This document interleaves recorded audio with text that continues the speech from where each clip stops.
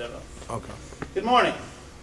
My name's Rob Lewis. Welcome to the Randall Noe Auto Group in Terrell, Texas. You're about to embrace on a wonderful journey, on a career that's highly portable and pays more than anybody can make with the education and the experience that all of us have. I've been selling cars since I was 18 years old. I started with Bill Riley Buick on I-20 in Monroe, Louisiana. I was a college student then. The reason that I wanted to sell cars was I could drive a new one. That was pretty exciting, wasn't it? It was the quickest way to use somebody else's gas and spin somebody else's tires, right? And because it's flexible and because you really have your own business within the dealership business, it worked out great for a college student. They let me work when I wanted to. I'm not sure every dealership will do that now, but they did. So here I am, 65, it's 47 years later. I've done other things, but I'm still in the car business, and I love it. Do you love it? Huh? Let me hear from you. Yeah. Got your tongue? Huh? Speak to me. Do you want to be in the car business too? Yes, sir. Some of y'all are not too far away from 18 when I started, are you? Huh? I got to the party a little late. Maybe you're a year older, 2 years older, but you can have a long and satisfying career. Now, a lot of the reason you're going to have a satisfying career is when people come to see us, they want what we got. Everybody wants a new or later model pre-owned car, don't they? Huh? And that plays perfectly into, it makes our job so easy. One time I quit doing this and I started selling insurance. So I'd call up somebody and say, I want to come over to your house at 7:30 at night, talk to you about some insurance. How was that? Nicole on the back row. How'd that work? Probably not very well. Nobody wanted to see me, did they? And when you buy some insurance, you're spending some money you got now, and you buying something that you can't put in your driveway and let the neighbors brag on. You can't take the neighbor for a ride around the block, huh? You can't feel bigger and more sophisticated and actually raise your stature in the community because you got your new car, huh? You can't do that with an insurance policy. And the person that benefits from that sale is not the person that are paying. But we've gotten together today because you are dealing with a person that's going to benefit from the sale. 85% of the people that come to a dealership know they're going to buy a car that day when they left home. Is that amazing? Why do they know that? Well, they know that because we as the National Automobile Dealers Association have surveyed them. We want to find out where our ad money is going. So let's talk about our ad money. Can we talk about advertising? We need to have somebody to talk to, don't we? So we've got to advertise. So we talked about the NADA. Everybody written that down? You're going to hear that a lot in your life. NADA, National Automobile Dealers Association. All right. Now then, everybody knows what this number is. I've used it several times during your interview. Number of Huh? Shout it out if you know. franchise or Louder, dealerships. please. The number of dealerships. That's the number of members of the National Automobile Dealers Association. All of these are franchised new car and truck dealers. They don't have 100% market penetration. This is only about 92% of them. But that's a big number, isn't it? Huh? How many cars did these people sell last year? Let's start with Ms. White. Yes, sir. How many cars did they sell last year? If you don't know, let Dustin help you. How many cars? Say roughly, I don't know, 150,000. Okay, appreciate your guess. These are new franchise dealers.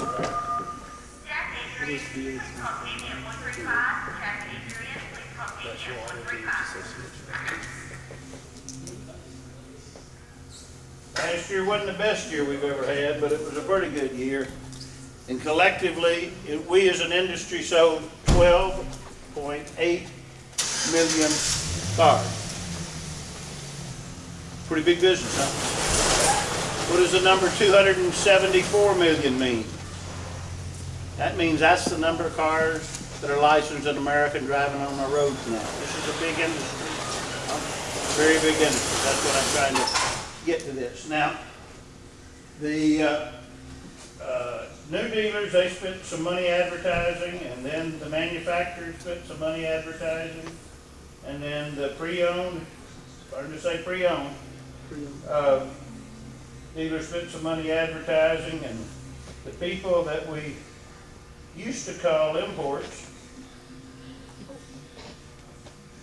they spent some money advertising, and the people that we used to call the big three, they spent some money advertising. And when you add up all this money together, you get to this number. You can't read this from my penmanship as the number is 12.8 billion.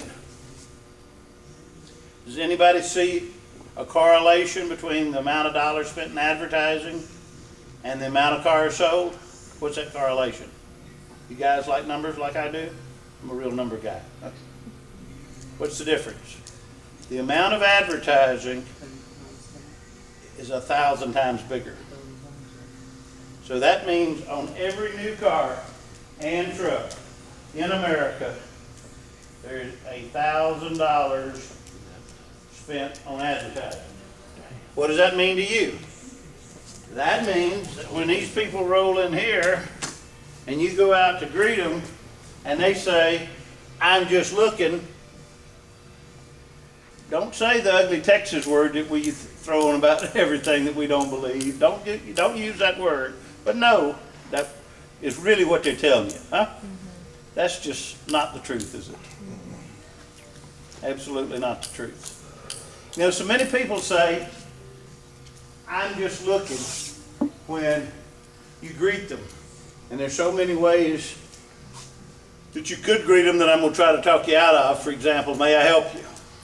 Real easy to say no to that. I don't want you saying that. Huh? "How you doing?" I don't want you to say that for a couple of reasons. One, that doesn't get you any closer to payday. Do you really care how they're doing? Huh? No. You're not their mom. You don't care if their little toe hurts or they got an earache or something, do you? Huh? You just want to get your commission check, right? That's what I want to do. I want to get paid. Huh? So why don't we say something like, "Hi, my name's Rob Lewis. Welcome to the Randall Noah organization. You hear about our big sale? Or you just want to come and look? Why don't we take control? Since they're going to tell us, you just want to look at some of our cars? Let's go ahead and grab that weapon away from us, huh? Maybe you're here because you heard we were having a big sale. If you are, let me show you our sale items, huh? What's on sale?" Well, we rarely ever sell a car at the manufacturer's suggested list price, so you can honestly say everything's on sale, huh? Now, if it wasn't on sale, you'd just pay the window sticker, the Moroni sticker, the manufactured MSRP, suggested retail price.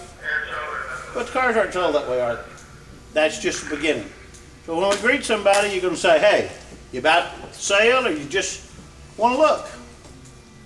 So they're going to react one of two ways. You ladies, I think, maybe like sales more than me, but I don't know, every time all the guys in my neighborhood get the thing from Harbor Freight and they're giving away a free flashlight, they grab that coupon, run down to Harbor Freight and look at what's on sale in the wrench department, don't they?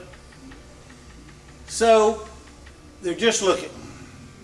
Well, you're going to be certified as an auto selection specialist by Friday.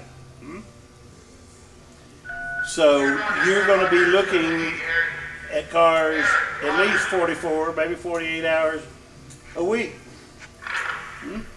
Long days in the car business, even though we're closed on Sunday and you get another day off, generally Tuesday or Wednesday. There's some long hours in those days. So since you're going to be doing that 44, 48 hours a week, and they're only going to be doing it once every 3 years, and you got the certification because you've been to class on how to select a car, why couldn't you say, "I'm glad you're just looking. This is a really serious investment." It's not an expense, it's an investment. We always say that. We'll invest in this vehicle. It's not a down payment, it's the money they're investing today. Write that down, that's important to you. "I know you're just looking. I'm a trained looker. Let me help you look. Are we looking for a car, truck, SUV, or van? We got to begin to find some parameters on our looking, right? This dealership at this location has 942 cars today. Well, we don't have enough hours in the day, and our legs are not strong enough to go show them all 900 cars, right? Huh? And they don't want 900 cars. So in the meet and greet, not only are you building your rapport with them, but you're beginning to find out a lot of things about them. And so that moves to the next section. Write this down. This is number 2 that we're going through, and it's really hard to keep the meet and greet number 1 step away from the number 2 step. The number 2 step is to qualify. And we qualify them on the car they want to get. I'll wait while you get that down. That's the product they're going to go home in. We call it product in the industry. Qualify them on that. We're going to qualify them on their person. We want to know about them personally. What kind of a job do they do? Are they the only driver of the car? Where do they garage the car? Where do they get the car repaired? Where do they get the oil changes done? Then we want to qualify them on the third point, which is the trade. They probably didn't take the bus up here. We're in rural Texas today. We don't have a lot of public transportation, do we? So they probably rode up here in some sort of vehicle, didn't they? Well, not everybody wants to trade their vehicle in. I told you that I had 3 children. There was a show of hands, some of you also have children. You might want to give your old car to your child. In fact, I was working at a Toyota store last week, and they had articles in there that 3 grandfathers that had given Toyotas to their granddaughters when they were going to college. And these Toyotas they gave to these cute young college girls all had more than 400,000 miles on them, but grandfather still believed enough in Toyota that he would give the car to the child. So one of the things is this may be a hand-me-down car, huh? Maybe the wife's going to drive the family car for a while because maybe she's a stay-at-home mom. She doesn't put many miles on it. There's an example in my family of a woman like that. So we got to find out what they're going to do with the trade. So we're going to know about what they want to get. That's step 1. What product they want. We want to know about them personally, and I'm going to show you later in this course if they have a independent contractor job, meaning if they're a realtor or if they're a mortgage agent or if they're a salesman or if they're a repair person in a lot of industries. The car can be free. We can show them how they can lower their taxable income by enough to pay for the car and the gas. Now, wouldn't that be an easy sale if they ain't having to come up with any money out of the pocket? Huh? Okay, can you see that might matter? If they had a job that they could use what they would normally pay in income tax to pay for the car. But if you don't know what kind of a job they've got, then you're not going to know. Obviously, the first category of doing that is the finding out if they want a truck or a car. There's a pretty young woman in this class that said the reason she was coming, she wanted to get a new truck. I don't want to show of hands, but somebody here is looking to get them a new truck. Okay, that's fine. But normally you think guys buy trucks and girls buy cars. Well, that's just not true anymore. Okay, let's go back to the 12.8 billion. My man here, Joe, you said it was 10 times bigger than a million? Is that what? 1,000. Well, I told you 1,000. Did you get something else? I said What was your guess? 10. 10. Okay. Now, I think that it's unfair to pick on Joe because I don't believe that any of us, and certainly before I got trained to do this, I didn't know. So I'm right exactly where the 7 of you are sitting today. I didn't know how big a billion was.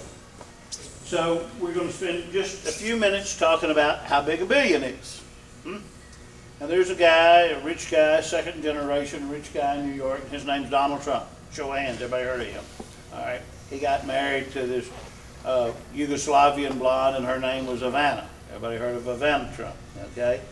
Like a lot of marriages in America, it didn't work out. Ivana says, Donald, I'm through with you, and I want $1 billion. Donald was pretty through with her, and he says, I'll give you $1 billion. Okay?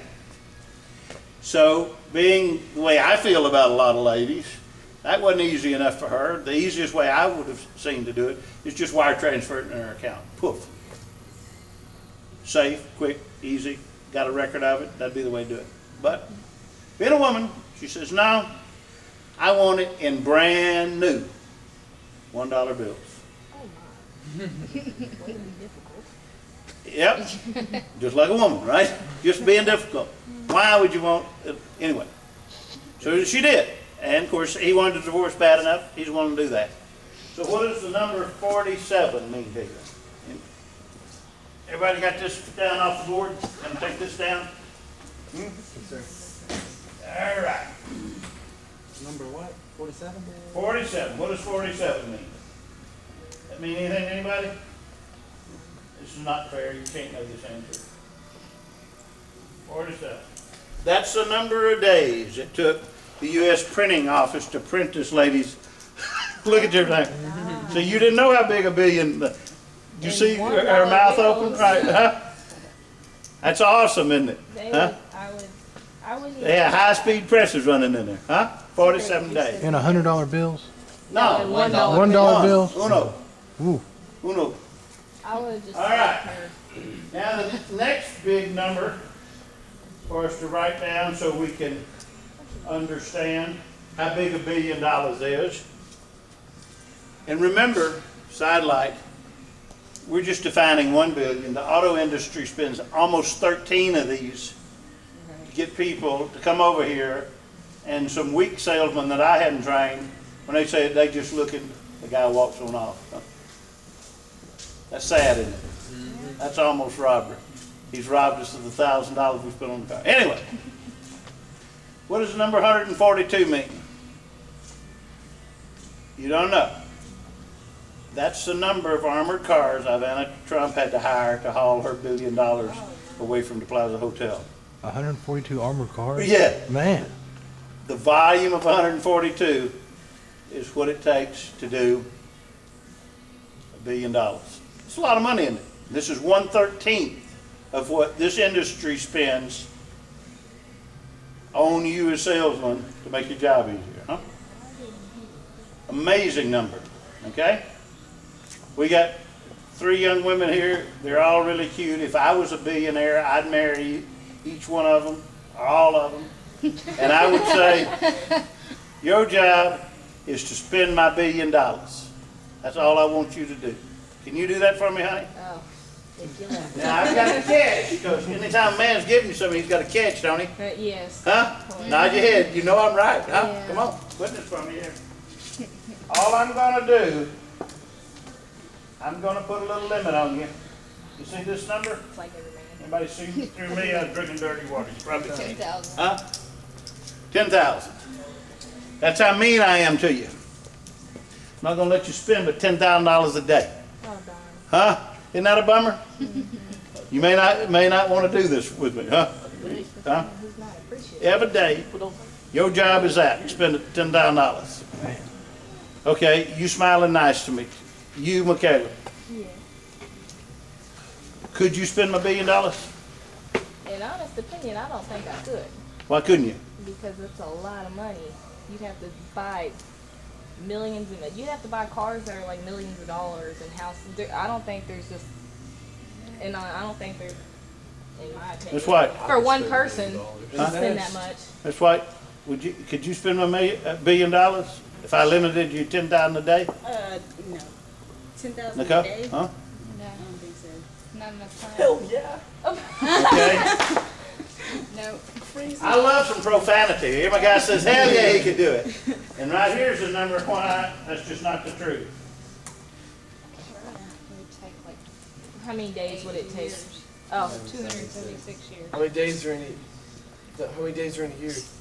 That's too much admin. How many days are in a year? 365. How many days are on the board? Is But that that's the days or number of years? years. If you spent 10,000 a day, it would take to get rid of $1 billion. Dang. Not gonna live that long. Right. No offense. Nobody is gonna be 276 years old. That's so cruel. Anyway, so we've been a little silly, and I'm gonna be a little more silly because it's just really important for you to understand how big $1 billion is. Can everybody see the stack of money I'm putting on the table? All right. These are different denomination bills, but just for the point of reference, they're all dollar bills, right? In this example, can you see this? It's stacked right there. If I stacked up $1 billion for me, no, they're gonna make a tall stack, aren't they? Right. That number's 76 miles. Man. That's how big that is. Huh? Okay, now if we take this money and we put it end to end like this, right? You see how I'm doing that? Huh? I'd go around the world so many times. 4.5 is the answer. Huh? It's a lot of money. It's really a lot of money. It's really hard for any of us to understand Wait a minute. what is spent on advertising to make people come over here. And all you got to do is to get them to drive around with you. That's the whole reason we need you in this business. The car will sell itself. The car is a more capable salesman than you will ever be. If you get them in there and you let them drive it, this is going to be so much more wonderful than what they got over here in. Then it becomes a clerical thing of getting today's investment in them and getting them to agree and go doing this with us. See, that's what we want to get them to do pretty quickly, just exactly. Look at Nicole and see what she's doing, because that's what you want all your people doing. You get them to doing that and agreeing to the number of months they're going to pay it and how much a month. Huh? You're going to have them. Sounds pretty easy, huh? So why do we have such a big turnover in this business? You know we have turnover, right? Yes. That's a real problem for us. I wouldn't have a job if they didn't have turnover. They've been here a long time. If they kept all the salesmen they had, then they wouldn't need me this week. People are not tenacious. People are not persistent. If you can be persistent, if you can be tenacious, then you will be a winner. And if you quit doing this, you're going to have to do something else anyway. And it's going to be harder.